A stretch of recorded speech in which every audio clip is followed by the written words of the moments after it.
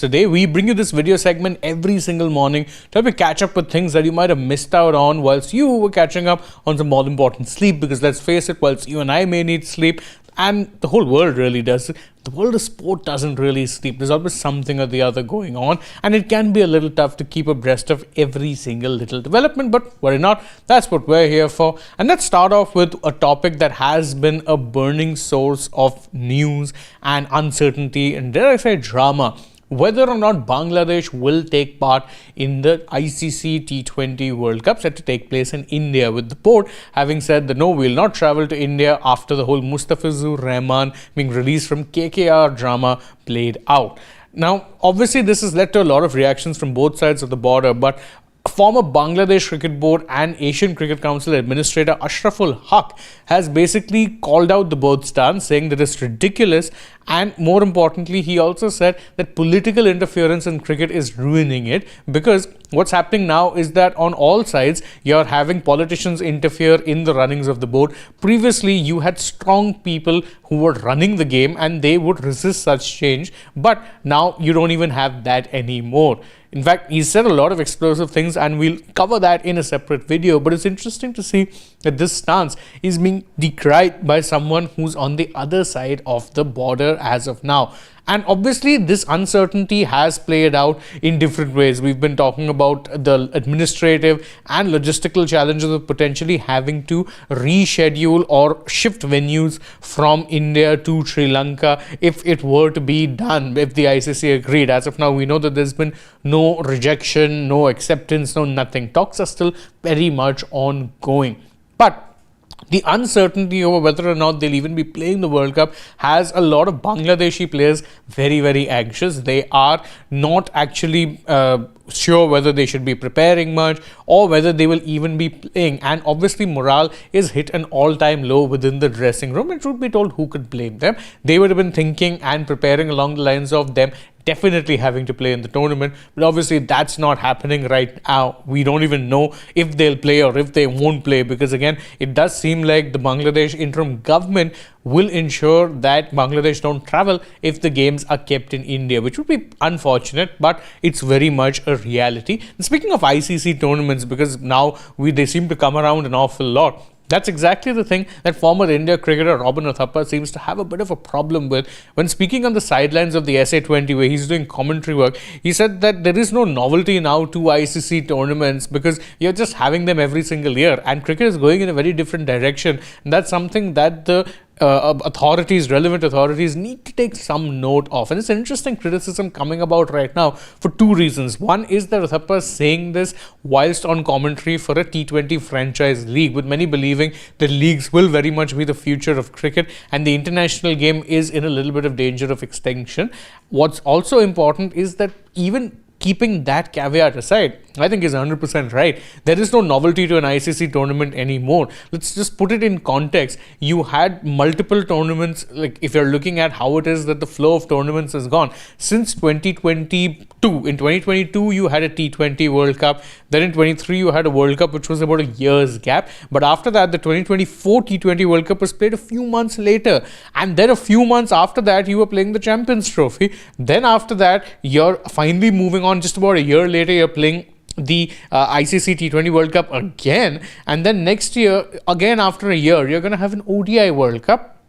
Before the ODI World Cup, don't forget, you are also going to have the ICC World Test Championship final. So really, where does it end? There's so many tournaments and none of them have that much value. Yes, obviously to cricket boards there is a value, but right now there's no novelty to ICC tournaments because, truth be told, most people are only looking forward to the tournaments, and bilaterals have pretty much taken a back seat. I don't blame cricketers or cricket boards for doing that, but this is a problem that cricket has created for itself. Anyhow, another team that has been in news a lot, of course, England, after losing the Ashes 4-1. And another person who has been a very vocal critic of the current regime, Jeffrey Boycott, has sharpened his proverbial dagger once again and said that the entire core group of Rob Key, Brendan McCullum, Ben Stokes have basically sold England a lie for 3 years and that they should be held accountable. He's saying that the way of playing that they've described is that, oh, if you can play recklessly, but if you get out, it's no one's responsibility. That's just the way we play. Go with it. It's scathing. I will do a separate video on that later on. You can check it out. But as I said, it is fairly on the scathing side. By the way, if you're interested in league cricket, today is the kickoff of a very special league. The Women's Premier League gets underway today as well.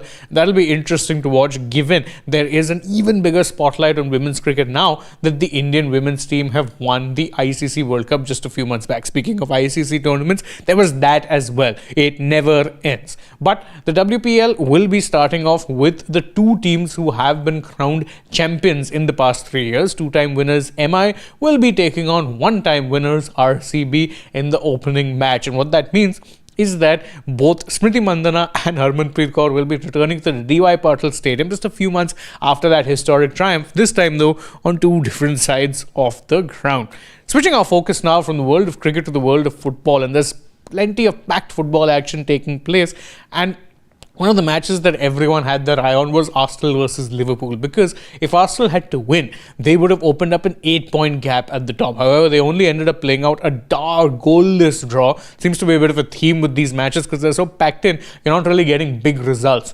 Goalless draw, and the lead currently stays at 6 points, which means Manchester City are still realistically within touching distance if they can go on one of their patented runs in the second half of the season. But of course, for Arsenal, it could have been worse. It could have been just down to 5 points if they had lost. So I think they'll probably take this. Speaking of teams who have of course been doing well and who there's been a spotlight on, Real Madrid are through to the final of the Spanish Super Copa, a tournament that has been expanded, which was previously just played between the two winners of the Copa del Rey and the league. Well, it's now turned out to be a 4-team tournament. So, well, they beat rivals Atletico Madrid in the semi and have set up a final clash against Barcelona.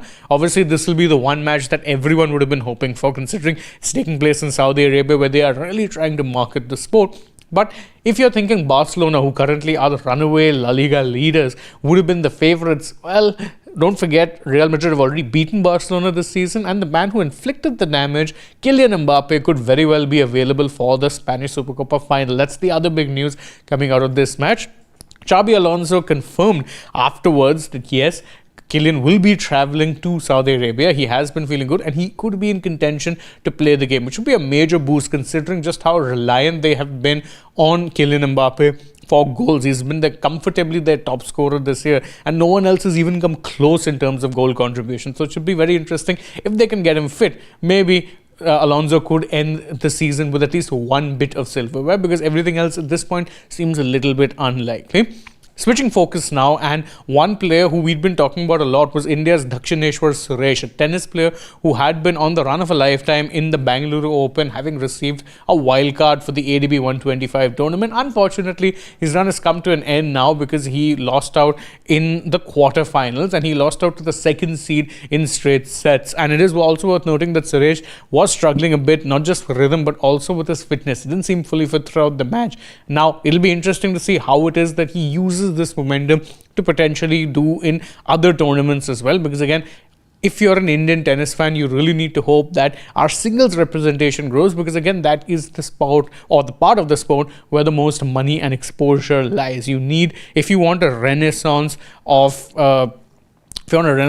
Indian tennis as a whole, you need single stars. It's that simple. And last but not the least, an interesting bit of news, PV Sindhu has also been on an absolute tear in the Malaysia Open, and she has made it through to the semi-finals. That's important because she went through against Akane Yamaguchi, someone who has sometimes tested her in the past, but this time around, Yamaguchi, the Japanese badminton star, had to actually bow out, not due to being defeated, although she did lose the first game, but due to an injury. She was playing a knee brace, but after she lost the first game, realized she probably can't continue, so retired, and that means that Sindhu is now through to the semis and potentially 2 wins away from a title. Remember, Sindhu's recent form has been absolutely nothing to write home about, but the star Indian shuttler would really hope that this means a better 2026 is coming her way. And that's it from us on this edition of the Morning Wrap. Thank you guys so much for joining us. As always, if you enjoy our work, please don't forget to like this video, share it with your friends, subscribe to the channel, tap that bell icon, follow us also on social media. We're on Instagram, X and Facebook, and stay tuned throughout the day for more such updates from the world of sport.